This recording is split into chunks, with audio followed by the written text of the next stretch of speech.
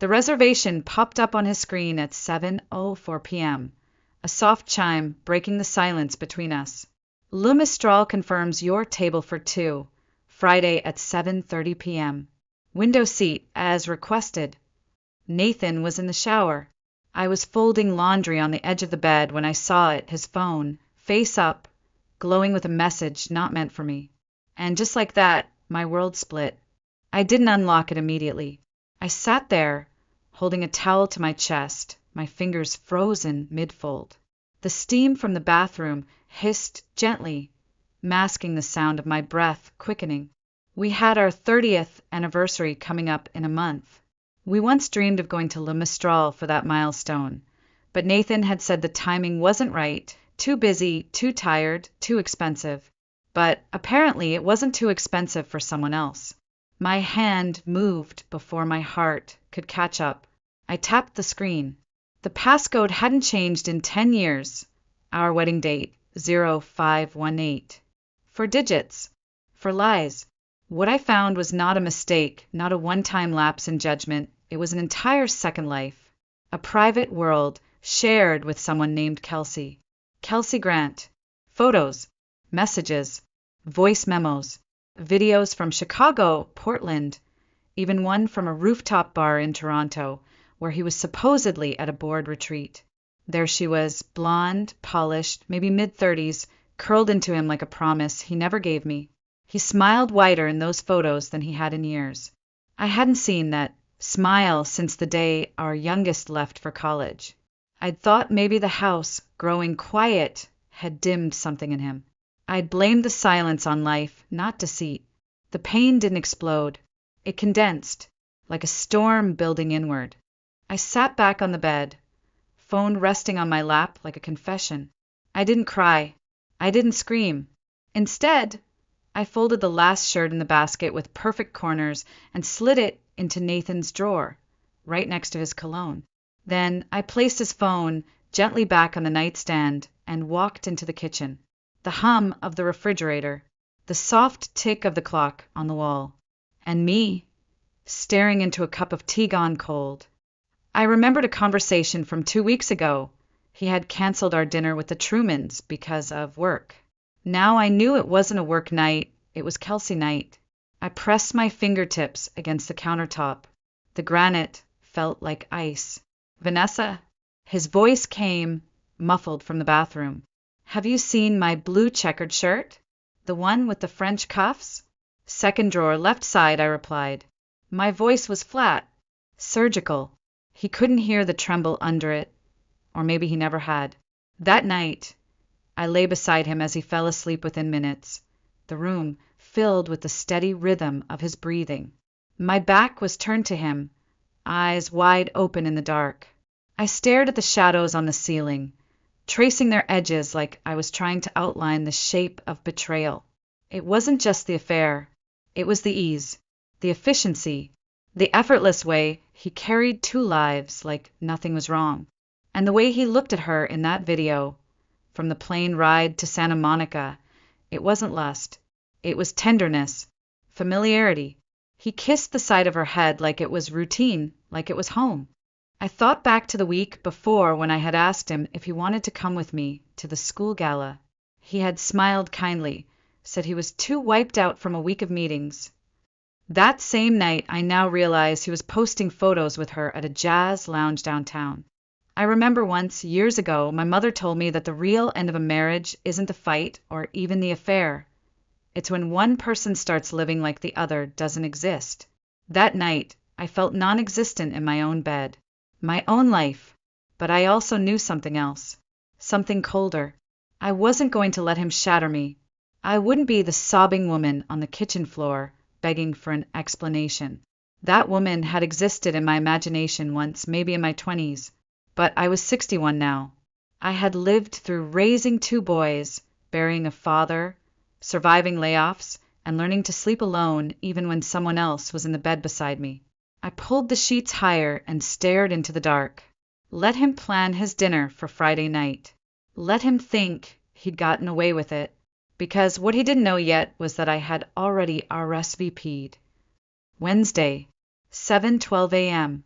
I was sitting in my car in the faculty parking lot, right outside Alder Ridge High, where I'd worked for nearly 20 years. The windshield was still fogged at the edges. The sky was pale, like it hadn't woken up yet. The school building stood quiet. No students, no laughter, just the low hum of my engine and the weight in my chest. I stared at my phone. I wasn't checking lesson plans or emails. I was typing out a different kind of message. Hi, Ms. Benson. My mother in Duluth was taken to the hospital last night. I'll need to take personal leave through Friday. I've arranged for a sub. Thank you for understanding. Technically, it wasn't a lie. My mother did live in Duluth. And thankfully, she was still perfectly healthy. I hit send, and then I just sat there, motionless, as if any sudden move might shatter whatever was left of the illusion I'd lived in for decades. I used to think infidelity happened like lightning, fast, unpredictable, violent. But that's not how Nathan did it. He didn't betray me in a single act. He did it in pieces, in soft, quiet omissions night after night, excuse after excuse, brushing a hand away, canceling plans, staying late at the office, each one carving a little more distance until I couldn't even remember the last time he looked at me with warmth in his eyes. I didn't need tears. I needed facts. I started with the most basic, Kelsey Grant, the name from the messages. A few quick searches, and there she was, Facebook, public profile, curated to perfection. Blonde, mid-30s, fit. Plenty of candid work events, champagne glasses, hotel lobbies. And then buried in her bio, married to Daniel Grant since 2018. Married. I kept digging. LinkedIn led me to Daniel. Structural engineer, based in St. Paul. Currently working on a sustainable housing project near the Riverside district. A man with calm eyes and clean edges. A man who probably thought he had a normal life. Until now. I opened my work email. I wasn't going to scream at Nathan. I wasn't going to confront Kelsey in a parking lot. That's not who I am. I wanted them to feel what it's like when truth walks in wearing heels. I drafted an email, calm, professional, surgically precise. Dear Mr. Grant, my name is Vanessa Morgan, and I currently serve as the Academic Programs Director at Alder Ridge High School.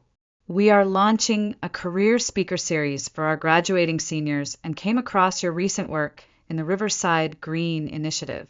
I was impressed by your innovative approach to sustainable design. If you're available, I'd love to discuss the possibility of having you speak at one of our sessions. I've scheduled a dinner meeting at Le Mistral this Friday at 7:30 p.m. to go over the details. Looking forward to your response. Warm regards, Vanessa Morgan. I read it twice. Not a single word betrayed the storm beneath it. Then I hit send. At 11:02 a.m., a reply landed in my inbox. Thank you, Mrs. Morgan. I'm honored by the invitation and would be happy to meet at Le Mistral on Friday at 7:30. See you then. I set my phone down. No relief, no triumph, just the quiet confirmation that every piece was falling into place. Then I picked up the phone again, this time to call Le Mistral directly. The hostess answered with polished cheer. Good afternoon, Le Mistral. How may I help you? Yes, I said, my voice steady. I'd like to reserve a table for 2 this Friday evening at 7:30 p.m. by the window if possible. We do have availability by the window, ma'am. Would you like to make any special arrangements? I hesitated just long enough to sound casual. If there's a way to seat us near the table under the name Nathan Morgan, I'd appreciate it. We're potential business partners and would like to be close by. Half-truths still count. Certainly. I'll place your table adjacent to theirs. Will you be ordering wine in advance? No, I said, offering the smallest smile, though she couldn't see it. Just give us a clear view. When I ended the call, I was standing by my hallway mirror. The reflection, staring back at me, wasn't the woman from the night before. She looked sharper. Her eyes no longer wavered. Her spine straighter. I reached for the back of my closet. There it was, the wine-colored silk dress Nathan had once called a little too bold for someone your age. I'd kept it anyway, maybe for this. I hung it on the door and looked at it for a long moment. Let him plan his perfect evening. Let her smile in candlelight and pretend she's won something. Let them think the world will protect their secret, because I won't. Thursday morning came with a gray sky and air thick enough to feel like something was about to snap. I didn't sleep much. I didn't try to. I spent most of the night replaying conversations I thought I understood. Only now, in hindsight, each one sounded like a riddle hiding a truth I didn't want to see. Nathan left early for work. He kissed my forehead like he had every morning for years, as if the routine could cover the cracks. I stood at the window and watched his car disappear down the driveway. I didn't wave. The second he was gone, I turned to my laptop. I needed confirmation. I pulled up Nathan's work calendar from our shared iCloud, something he'd set up years ago to keep us organized. He must have forgotten, or maybe he never imagined I'd look. Men like Nathan don't hide things carefully, they hide them confidently. There it was. Friday night. Dinner, Le Mistral. 7:30 p.m. window seating confirmed. Cabernet Sauvignon pre-ordered. Under notes, private, no schedule conflicts. He had even added a smiling face emoji. That was the detail that made my stomach turn. I stared at the screen. His entire evening had been laid out with the precision of someone planning an anniversary. Except it wasn't for his wife. It was for her.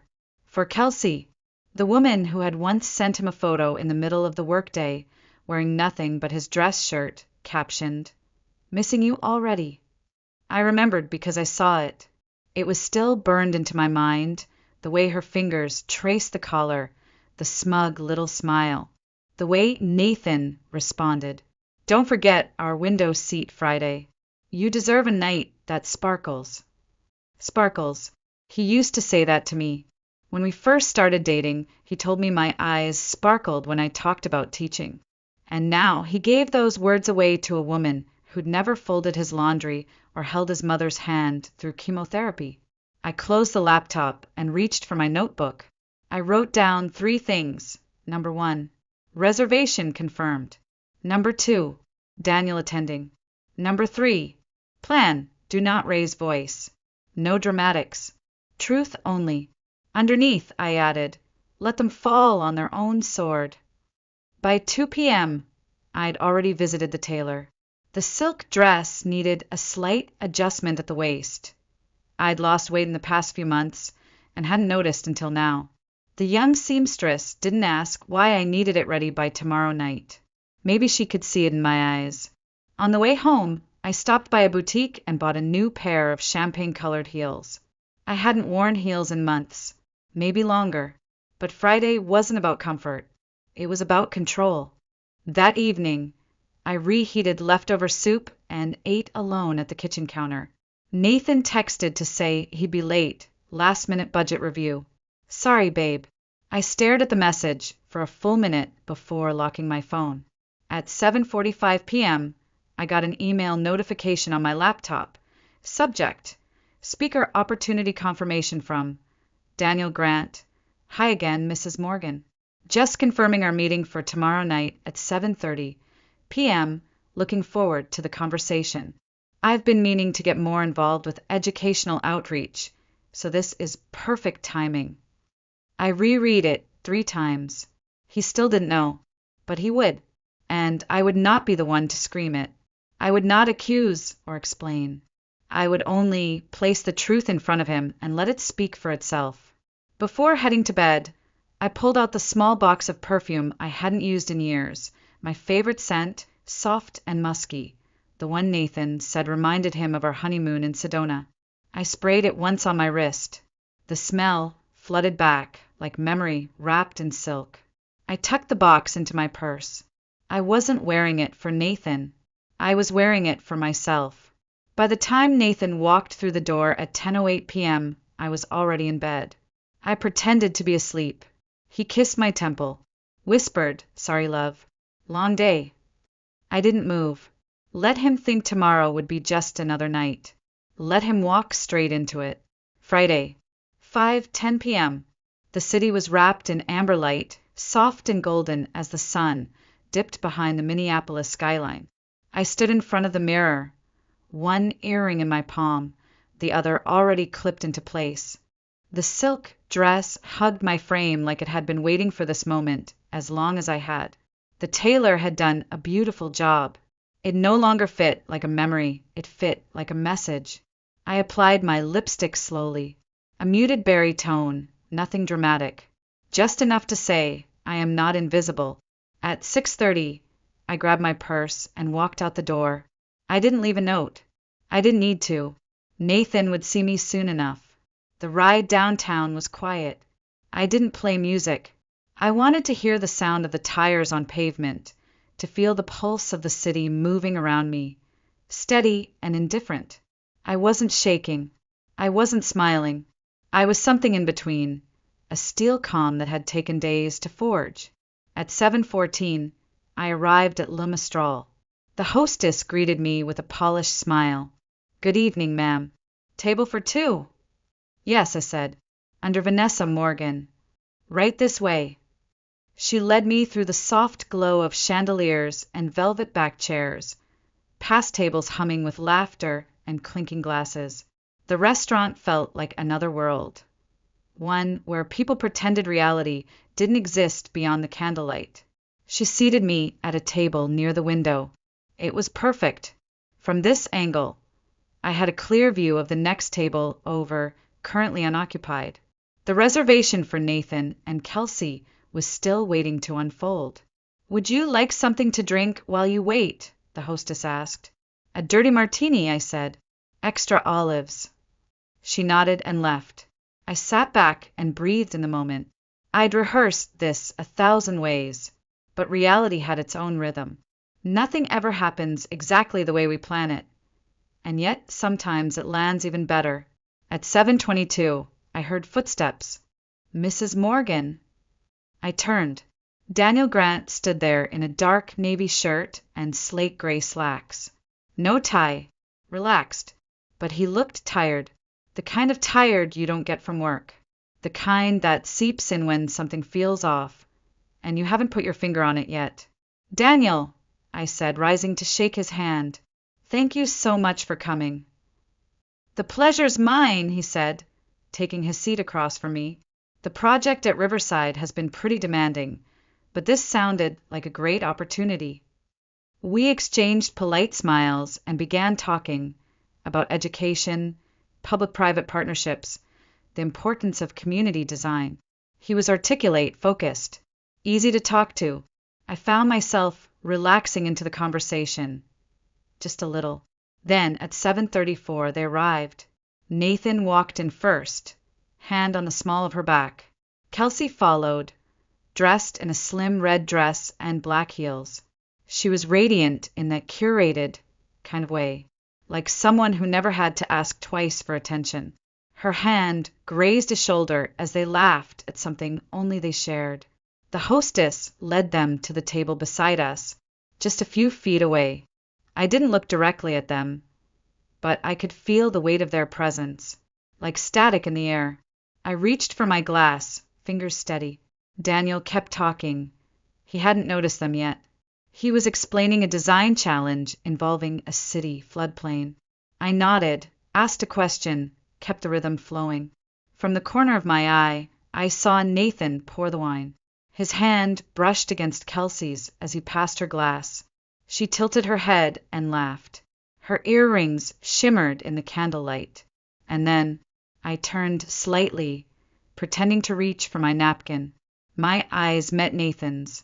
He froze. The wine bottle tilted awkwardly in his hand. The waiter caught it just in time before it spilled.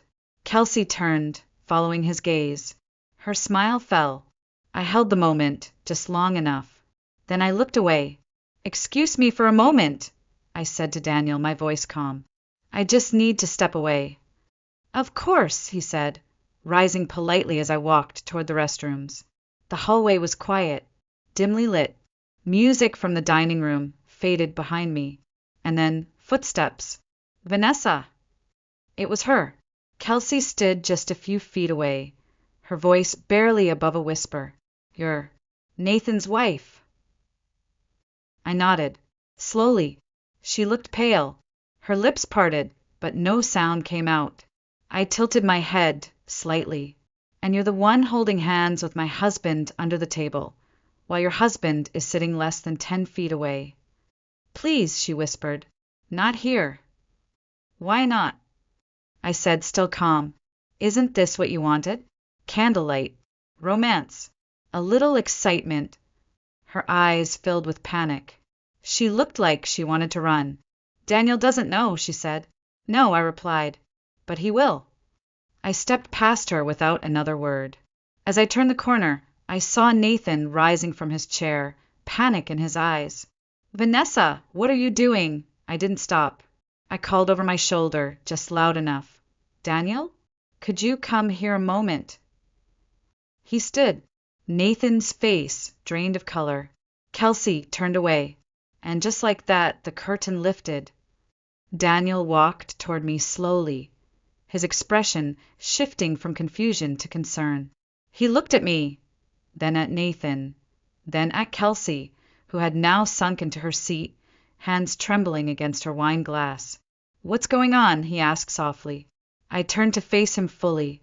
Daniel, I'm so sorry to do this here, but I didn't know another way to tell you the truth without it being denied or twisted. His eyebrows furrowed. He looked back at Kelsey. Truth about what? Kelsey's voice cracked. Daniel, please. Let's just talk at home. But Daniel didn't move. He looked at me, waiting, trusting that whatever was coming next wasn't fiction. I kept my tone steady. Your wife and my husband have been having an affair. For months. I found out earlier this week. Messages. Photos. Trips they claimed were for work. Kelsey let out a strangled breath. Vanessa! I raised my hand, just slightly, not to silence her with force, but with finality. I didn't come here to humiliate anyone, I said. I came here to make sure the truth stood in the same room as the lie. Daniel stood frozen, then turned his gaze toward Kelsey. Is this true? Her silence said everything. Nathan stepped forward, his voice hoarse. Vanessa, please. Can we just... No, I interrupted, still calm. We can't, because you had every chance to tell me. You had every chance to stop, and you didn't. I turned back to Daniel. I invited you here under false pretenses, and for that I truly apologize. But I thought if I were in your position, I would want someone to show me. Not to yell, not to destroy, just to show me. Daniel looked at Kelsey, then at Nathan, then at me. You invited me here, he said slowly, knowing we'd all be in the same room? I nodded once. Yes, because sometimes people only believe the truth when it sits across from them at a dinner table. He didn't say anything for a long moment. Then, finally, he turned to Kelsey. His voice was nearly a whisper. You were going to let me sit there all night while you drank wine with him. She opened her mouth. Nothing came out. Nathan reached for my hand. Vanessa, please don't do this. We've been married for 30 years. I stepped back. We had 30 years, Nathan. And you burned them down for someone who was never going to fight for you when it mattered. His jaw clenched. I messed up. I know that. But we can fix this. We can talk. I shook my head. You don't fix a house that's rotten at the foundation. You tear it down and build something that won't collapse under rain. I turned to the waiter and gave a small nod. Would it be possible to move to a private room? Of course, ma'am.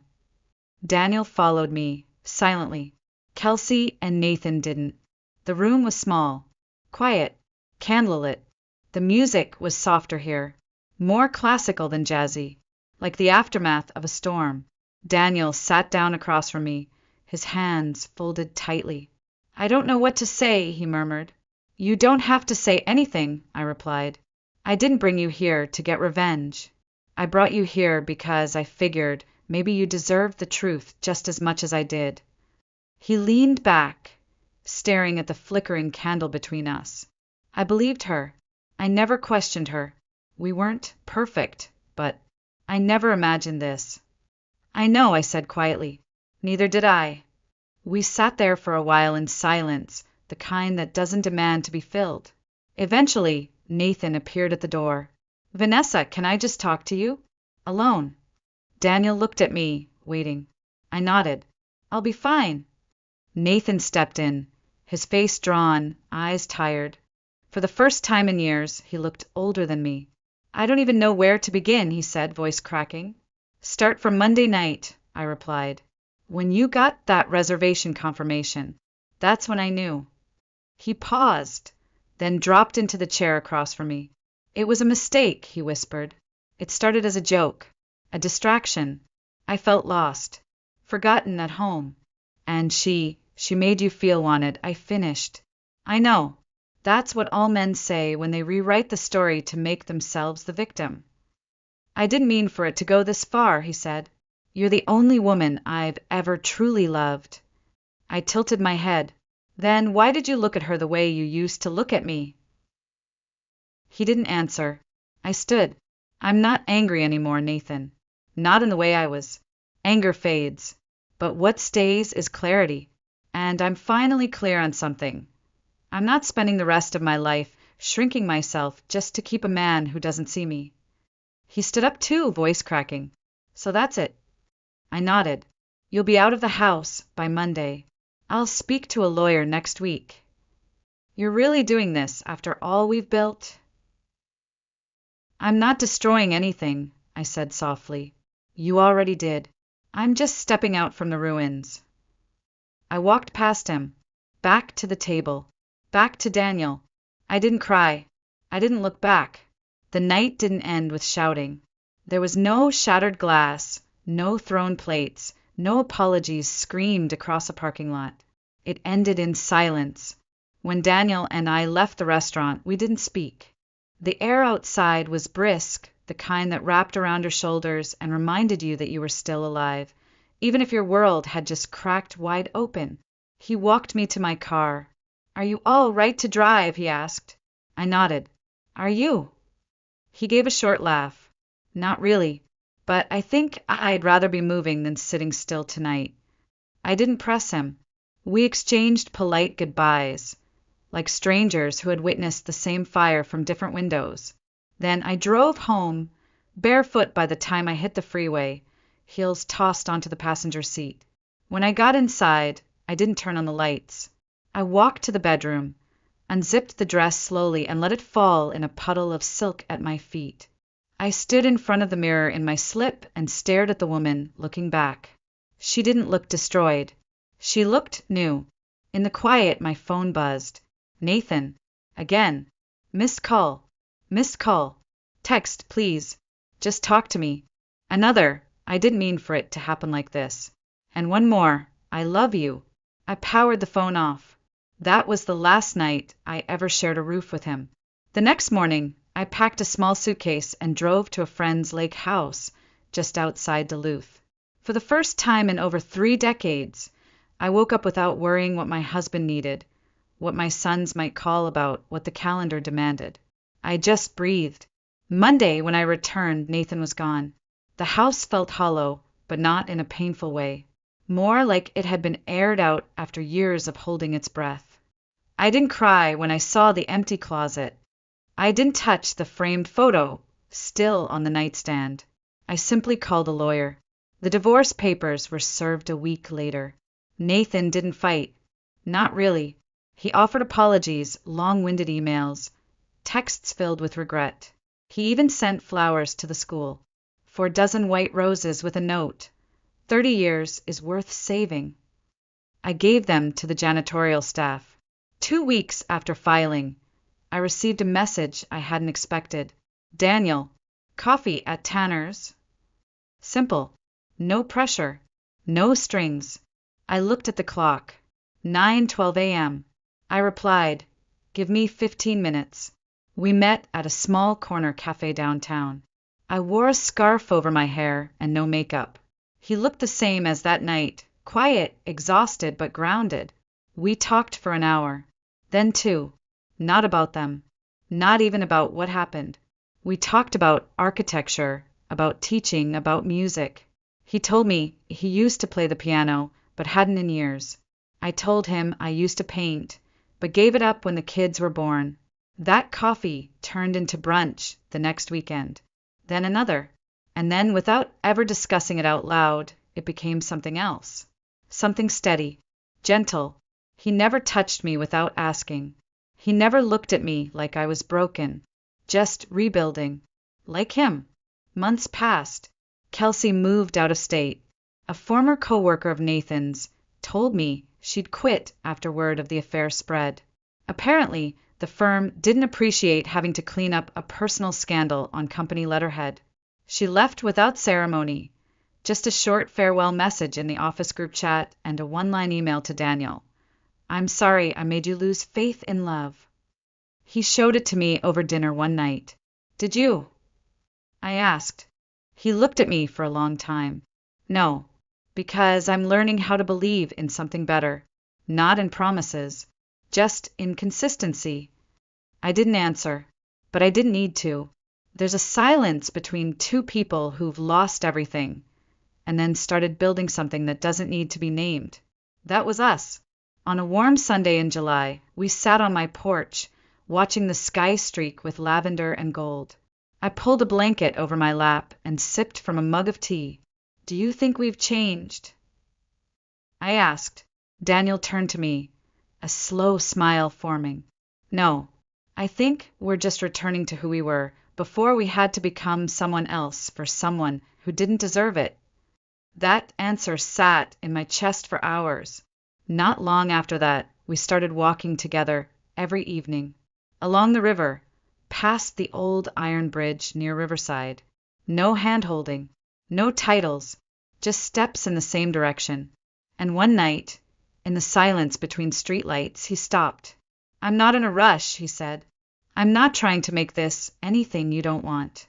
But if one day you feel ready, I'd like to know what your favorite place in the world is, so I can take you there." I didn't respond, but the look in my eyes told him enough. Because the truth is, sometimes what begins in devastation doesn't end in despair. Sometimes it ends in peace. A year later, almost to the day, I received an unexpected envelope in the mail. It was cream-colored, thick and formal. My name, Vanessa Morgan, written in cursive blue ink across the front. Inside, an invitation. Retirement celebration for Professor Elaine Benson Friday. 6 p.m., St. Paul Conservatory Hall, Elaine. My former department chair. The same woman I'd lied to a year ago about my mother being hospitalized. She was one of the few people who never asked questions, but always seemed to know more than she said. I hadn't seen her since the divorce. I wasn't sure I wanted to go, not because of Elaine, but because I knew there was a chance Nathan might be there. He and Elaine had kept in touch after the separation. He'd been her former student years before he ever became my husband. But I went, not because I wanted to be seen, but because I wanted to know if I stood in a room with the man who had betrayed me, would I still feel small? Or would I feel nothing? That night I wore navy, clean lines, minimal jewelry, no makeup beyond mascara. I didn't dress to impress. I dressed to witness my own peace.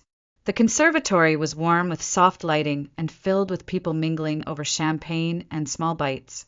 String music floated in from the corner, light and unobtrusive. I greeted familiar faces, some surprised, some awkward, but no one asked questions, and no one said Nathan's name, until he appeared. He was standing near the wine table, slightly thinner than I remembered, a little gray at the temples now, still polished, but the confidence, the arrogance he once wore like a badge, it was gone. He turned, saw me, and for a beat, the entire room seemed to still. He walked toward me slowly, wine glass in hand, his voice softer than I remembered. "Vanessa," he said, "I didn't think you'd come." "I didn't think I'd see you here either," I replied, keeping my tone neutral. He offered a faint smile. "Elaine's one of the few who still speaks to me." There was no resentment in his voice, just fact. He looked down for a moment, then back up. "I heard you filed. Officially." I nodded. Last summer. It's done. He swallowed. And are you okay? I paused, then answered not for him, but for myself. Yes, I said clearly. I'm rebuilding life on my own terms, and I'm not alone.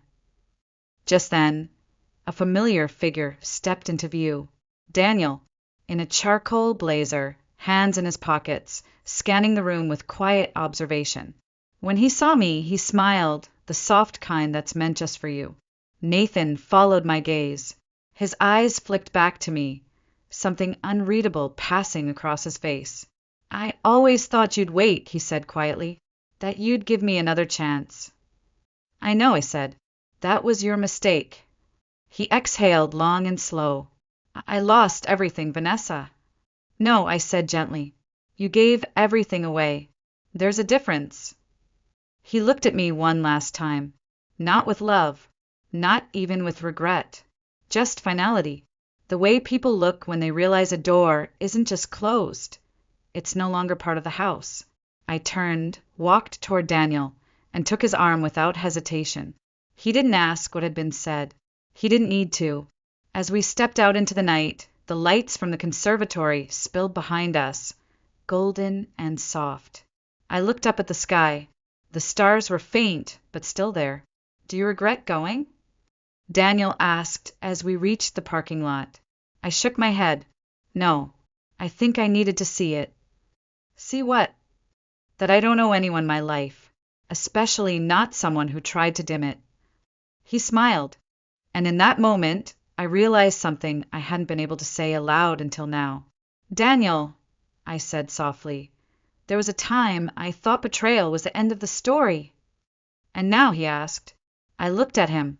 Now, I think it was just the comma before the sentence that finally began with me. 1 year, 3 months, and 16 days after the night I sat across from Daniel Grant at Le Mistral, I found myself in a completely different place.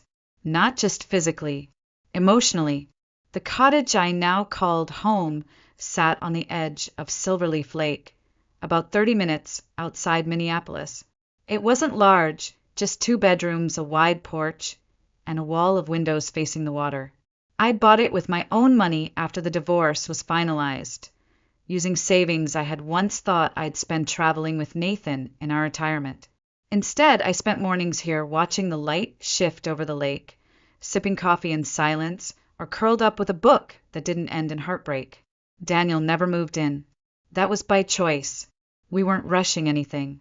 We weren't building anything on obligation. What we had was different. He came on weekends, brought flowers from the co-op, and left his toothbrush in the second drawer without fanfare. We cooked together. We watched old films.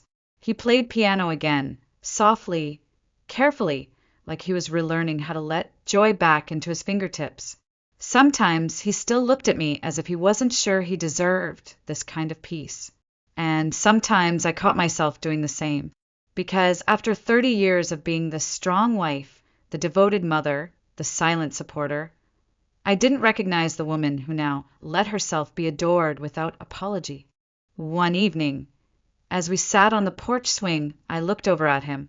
He had a sketch pad in his lap, doodling the outline of the dock and willow trees beyond it. His glasses slipped down his nose. His socks didn't match. He was beautiful. Do you think we're healed? I asked him quietly. He didn't answer right away. Then, I don't think healing has a finish line, Vanessa. I think we just stop bleeding and start growing things in the scars. I nodded. That made sense, because I no longer hurt when I saw Nathan's name in my inbox. I didn't flinch when someone said the word affair in passing. I didn't replay conversations or wonder what I could have done differently. I had let it go, fully, completely, and in its place was something real, something unglamorous but solid, not fireworks but warmth, not adrenaline but safety. Daniel never said forever, but he always said, I'm here. That was enough. One afternoon, while folding laundry, I found a small box tucked between my sweaters. Inside was a note card in Daniel's handwriting, for when you're ready to name this thing we've been building. Underneath the card was a silver key. No pressure, no question, just possibility. I didn't bring it up right away. I didn't feel like I had to. That was the difference between what I had now and what I used to call love. With Nathan, everything had a clock ticking, a performance to maintain, a role to play. With Daniel, everything felt like breath. Easy, earned. The next time he visited, I handed him back the key. And I kissed him, not because I owed him anything, but because I finally understood something. Love that requires you to disappear to make it work, that isn't love. Love that waits without pressure, stands beside you in silence, and lets you return to yourself piece by piece, that's the kind that lasts. There are women watching this right now, women who've given their whole hearts to people who only took what they needed and left them empty. Maybe you've been lied to. Maybe you've been replaced. Maybe you've been sitting beside someone who hasn't really seen you in years. This story isn't about revenge. Not really. It's about what happens when a woman finally sees herself clearly and realizes she was never the problem. It's about choosing peace over performance, self-worth over survival, healing over holding on. So if you're watching this and your heart feels cracked, let me say this clearly. You are not too old to start over. You are not too broken to be whole again. And you are never, ever too late to choose yourself